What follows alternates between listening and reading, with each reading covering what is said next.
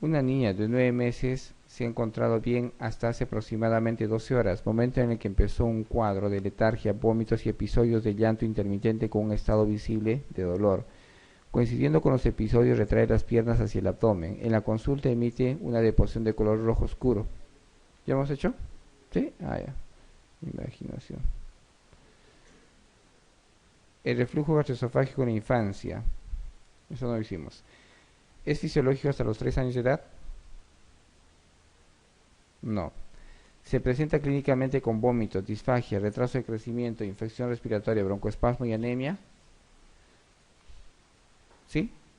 Entonces la enfermedad por reflujo produce vómitos, hay disfagia, retraso de crecimiento, infección respiratoria, broncoespasmo y anemia, sí. ¿No? Los niños que tienen reflujo con mucha frecuencia se microaspiran y van a tener con mucha frecuencia problemas de broncoespasmo, problemas respiratorios a repetición. El reflujo permanente va a ser de que tengan esofagitis. Esofagitis produce lesión con anemia, ¿no? Posterior a esto por lesión, por sangrado. Además hay retraso de crecimiento, son niños que no tienen buena ganancia de peso y talla. Para su diagnóstico, la primera prueba a realizarse en la actualidad es la pH-metría. La primera prueba, no. Es la prueba que tiene bastante sensibilidad, pero no es la primera prueba. Ustedes van a hacer otras pruebas antes de esa. Van a hacer, pueden ser una ecografía, pueden hacer un contrastado, pueden hacer una gammagrafía, ¿no? Hacer una endoscopía para hacer diagnóstico, ¿no? Y la pH-metría es la última prueba, pero que tiene sensibilidad mayor en relación a las otras. ¿Se debe al desbalance entre las hormonas intestinales gastrina y colecistoquinina y secretina? No. En la mayoría de los niños se trata quirúrgicamente con tratamiento quirúrgico, con técnica Nissen, no. Entonces el tratamiento es la técnica Nissen, pero si no hay respuesta al tratamiento, ustedes pueden utilizar. La respuesta sería la B. ¿Sí? El reflujo gastroesofágico presenta vómitos, disfagia, retraso de crecimiento, infección respiratoria, broncoespasmo y anemia, sí. La invaginación ileocecal es una malformación congénita de la válvula ileocecal. Es una obstrucción intestinal que se presenta habitualmente en la adolescencia. Se diagnostica fundamentalmente mediante la ecografía abdominal. Debe ser tratada quirúrgicamente mediante la laparoscopía. Se presenta clínicamente con dolor abdominal, vómitos y hematemesis. Respuesta. ¿Es una malformación congénita? No, no es congénita. ¿Es una obstrucción intestinal que se presenta habitualmente en la adolescencia? No, es en el lactante y en el preescolar. ¿Se diagnostica fundamentalmente mediante ecografía? Sí. Entonces la imagen que ustedes van a ver en la ecografía es la imagen en donus. ¿Se debe ser tratada quirúrgicamente mediante la laparoscopía? No todas. Inicialmente debe ser un tratamiento médico. El tratamiento va a ser desinvaginar con presión, ¿no? Que puede ser líquido o puede ser aire. Entonces ustedes por el vía rectal, ustedes administran líquido suero salino o aire para tratar de empujar la invaginación. Si no hay respuesta, el tratamiento es quirúrgico. El tratamiento quirúrgico, si no hay respuesta al tratamiento con presión de aire o líquido, o si el paciente clínicamente, independientemente del tiempo, clínicamente está inestable, está con shock, o hay signos de perforación intestinal o neumoperitoneo, el tratamiento es quirúrgico. La respuesta es la C. La enfermedad de Hirschsprung o megacolon congénito puede estar asociado a una mutación de protoncogen red, cromosoma 10, con una penetrancia incompleta. No, la penetrancia es completa. ¿Se asocia a una ausencia de las células ganglionares en el plexo de Meissner y Auerbach en el intestino? Sí. ¿Se asocia a una ausencia de las fibras colinérgicas y adrenérgicas en el segmento distal? No, hay hiperplasia de las fibras colinérgicas, ¿sí? Y hipoplasia de las simpáticas o adrenérgicas. ¿No se asocia a un retraso de la emisión de meconio? Sí, se asocia al retraso de emisión de meconio en la etapa neonatal. ¿Se asocia en el 70% de casos a malformaciones cardíacas? No. Respuesta, la B. Lactante de 7 meses que desde 2 días antes comienza con febrícula y algún vómito ocasional. ¿Esa ya vimos? No. y hoy comienza con deposiciones blandas al principio y más tarde se hacen líquidas, incrementándose los vómitos. Es invierno y el niño va a la guardería donde ha habido otros niños con un cuadro similar. ¿Cuál es la etiología más probable de este caso? Salmonella por enteritis salmonella, enteritidis, rotavirus, Campylobacter jejuni, Yersinia o adenovirus. ¿Será?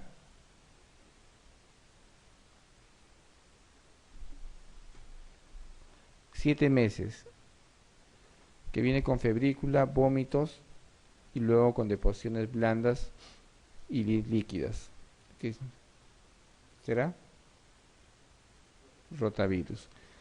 Siempre piensen o recuerden, perdón, la presencia de un cuadro gastrointestinal que se inicia con vómitos y luego con deposiciones, rotavirus, y más en un lactante menor de un año, ¿no? Entonces, rotavirus, causa frecuente de cuadro gastrointestinal en lactantes menores de un año, con vómitos y deposiciones líquidas abundantes.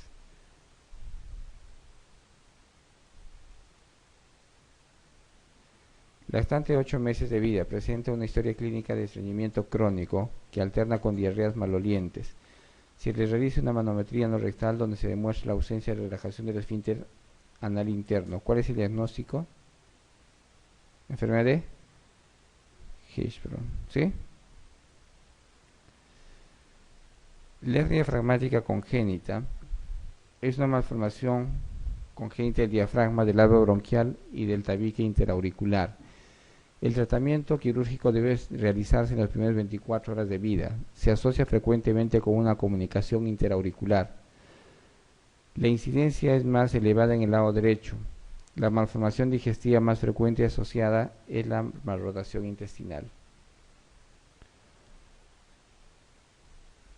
Bien, entonces la hernia diafragmática congénita más frecuente en el lado izquierdo, la hernia de Baudelaire izquierda, le sigue en frecuencia a la derecha, también tiene la hernia de Morgagni. La manifestación clínica es distrés respiratorio inmediatamente al nacimiento. El diagnóstico lo pueden hacer en forma prenatal, ¿no? Entonces, en este caso sí ustedes pueden observar polidramnios, ¿no? Polidramnios como antecedente congénito, en la ecografía prenatal, y además la presencia en las imágenes ecográficas de aire o zonas radiolúcidas o hipocrogénicas en la ecografía a nivel del tórax, ¿no? El tórax afectado.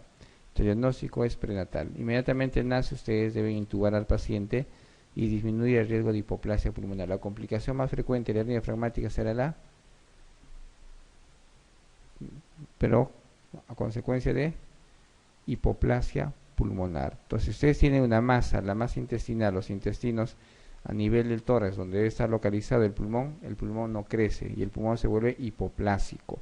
Entonces, la recomendación es intubar al paciente y no llevar aire hacia el nivel intestinal. Si ustedes ventilan al paciente o dan ventilación a presión positiva por dificultad respiratoria, incrementan el aire a nivel intestinal y incrementan más la hipoplasia pulmonar, empeorando el pronóstico del niño.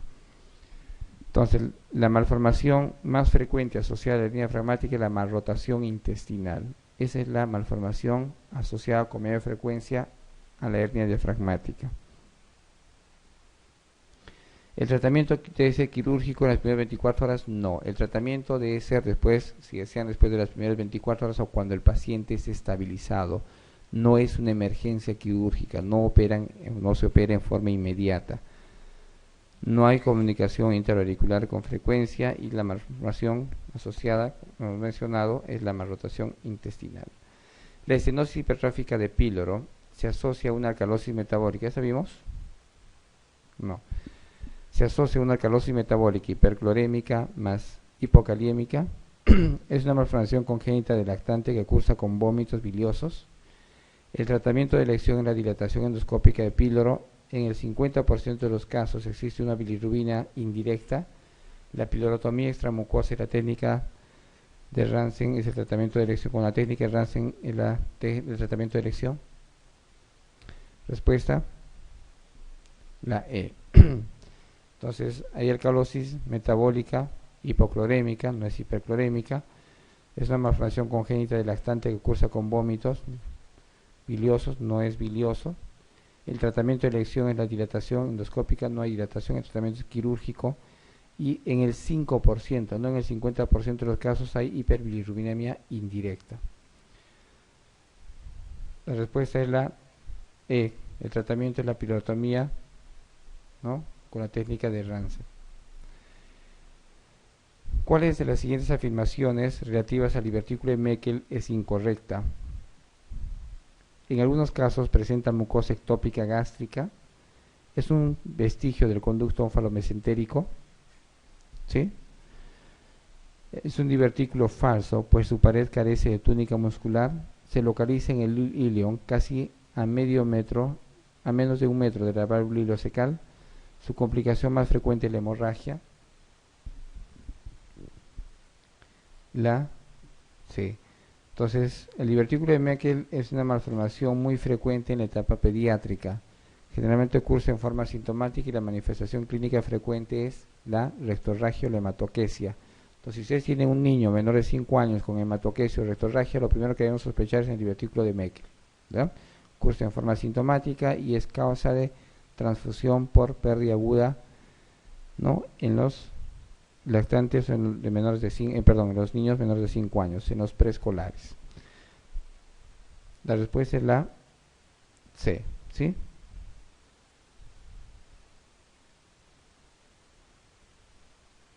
La técnica quirúrgica para el tratamiento del megacolon agangliónico será, de la enfermedad de Hirschsprung, resecar una mínima parte del colon, realizar una aplicatura colorectal, hacer una colostomía proximal, hacer dilataciones periódicas, realizar una resección total del segmento gangliónico.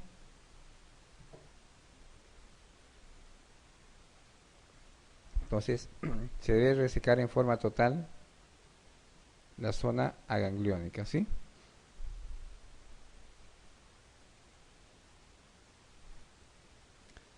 La falta de desarrollo del neuroblasto en el embrión y el feto dará lugar a la ausencia de plexos de Meissner y Auerbach, hallazgos histológicos que están presentes en uno de los procesos, que será el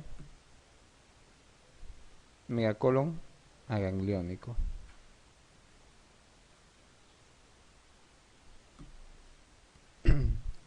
¿Cuál de las siguientes características es más frecuente y peculiar de los vómitos por reflujo gastroesofágico, la calasia? Asociación con ferropenia, relación con la ingesta, repercusión sobre el crecimiento, comienzo neonatal y mejora con la edad, asociación con síntomas de broncoconstricción. ¿Cuál de las siguientes características es más frecuente y peculiar de los vómitos? Estamos hablando de los vómitos por reflujo gastroesofágico, asociación con ferropenia, relación con la ingesta, repercusión sobre el crecimiento, comienza en la etapa neonatal y mejora con la edad, asociación con síntomas de broncoconstricción. En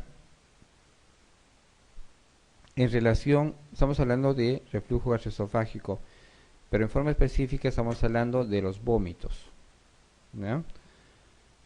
Entonces, ¿cuál de las siguientes características es más frecuente y peculiar de los vómitos por el reflujo gastroesofágico? Hay asociación con ferropenia. Entonces, el reflujo sí está asociado a anemia por esofagitis y pérdida. Pero estos vómitos estarán relacionados por la ferropenia, estarán relacionados por la ingesta, tendrán repercusión sobre el crecimiento o comienza en la etapa neonatal y mejora con la edad. Entonces los vómitos, como he mencionado, en la enfermedad por reflujo van a mejorar con el tiempo. A medida que pase la edad, cuanto más grande va disminuyendo el síntoma que son los vómitos. O el retorno de la leche, obviamente, si no hay retorno, disminuye también los síntomas como la esofagitis. La respuesta es la D. Niño de 14 meses acude a la consulta con sintomatología digestiva crónica acompañada de hipocrecimiento marcado, percentil menor a percentil 10, desnutrición, hipotonía muscular y una llamativa distensión abdominal. Entre los diagnósticos que se citan, el más probable será enfermedad celíaca no tratada. ¿Cuál de las siguientes pruebas complementarias tiene más sensibilidad para el reflujo gastroesofágico? La que tiene más sensibilidad, la pHimetría. ¿Cuál es la etiología más frecuente en hipertensión portal en la infancia? ¿Cuál es la etiología más frecuente de hipertensión portal en la infancia?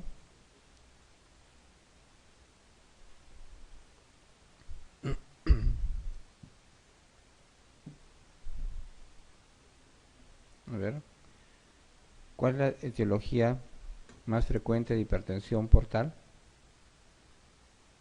Da angiodisplasias portales. ¿Sí?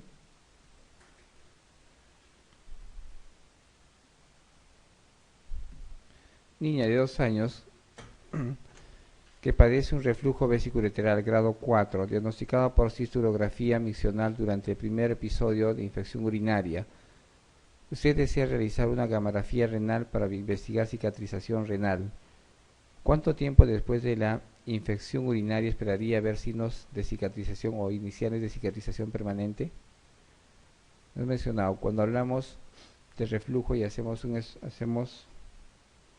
del reflujo vesiculateral y encontramos infecciones urinarias y mencionamos que cada infección urinaria es potencialmente causa de cicatriz renal o de lesión renal. Entonces, ¿cuánto tiempo después de iniciar la infección urinaria podemos sospechar de una cicatriz y pedir o solicitar una gamografía? 4 a 5 meses.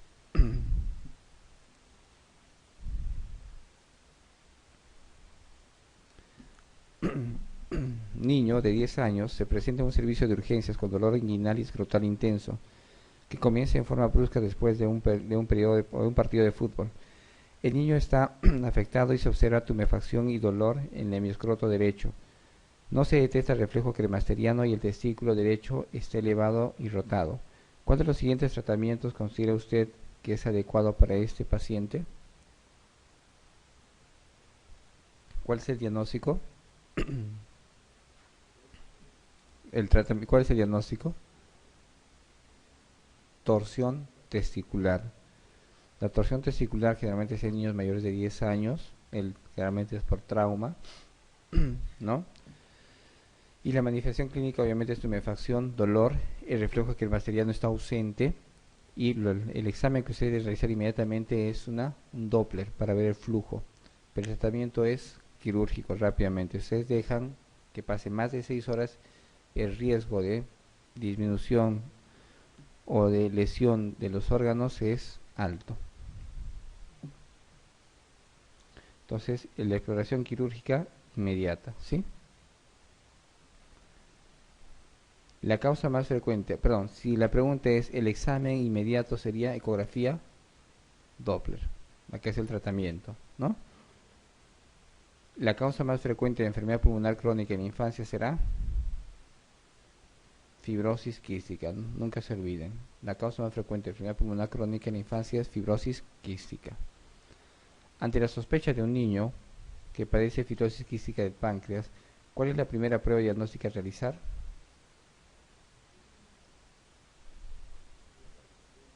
Iones en sudor o test de sudor de cloro, ¿sí? Diagnóstico con ¿cuánto? Más de 60 miliequivalentes.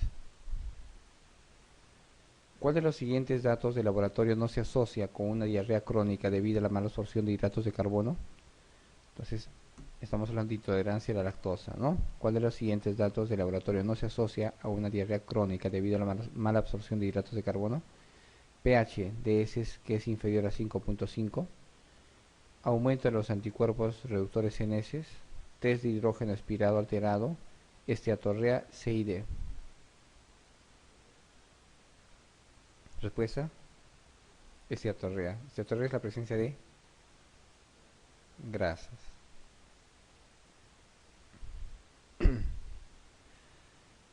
En un lactante sano de 4 meses alimentado con fórmula humanizada inicia 2 días antes de ser visto por usted con un cuadro de vómitos y deposiciones líquidas abundantes y frecuentes. El agente que en nuestro medio produce más frecuentemente este cuadro será Salmonella, Shigella, E. coli, Rotavirus y Proteus. lactante de 4 meses alimentado con fórmula humanizada o con fórmula de inicio inicial 2 días antes de ser visto por usted con un cuadro de vómitos, inicia con vómitos y luego deposiciones líquidas abundantes y frecuentes. Entonces será rotavirus. Entonces siempre, manifestación gastrointestinal que se inicia con vómitos de 1 a 2 días y luego diarreas líquidas, rotavirus. La causa más frecuente de diarrea prolongada en los niños a partir del año de vida será. La causa más frecuente de diarrea prolongada en los niños a partir del año de vida será intolerancia a las proteínas, o vacunas, fibrosis quística del páncreas, diarrea crónica inespecífica, linfaectasia intestinal, intolerancia congénita a la lactosa.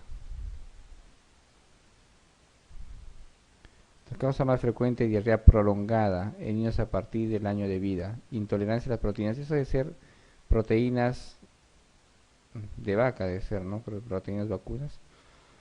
Fibrosis quística del páncreas, diarrea crónica inespecífica, linfaectasia intestinal,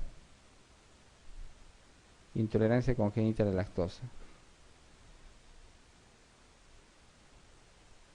Hay un grupo de niños que a partir del año, y no sé si ustedes han hecho consulta en pediatría, que la consulta o motivo de consulta es la hiporexia o la pobre ganancia de peso y que está asociado a diarreas crónicas, y cuando ustedes hacen el estudio no hay una causa aparente, no es infecciosa, aparentemente no es metabólica, no hay intolerancia, pero el niño cursa con deposiciones líquidas.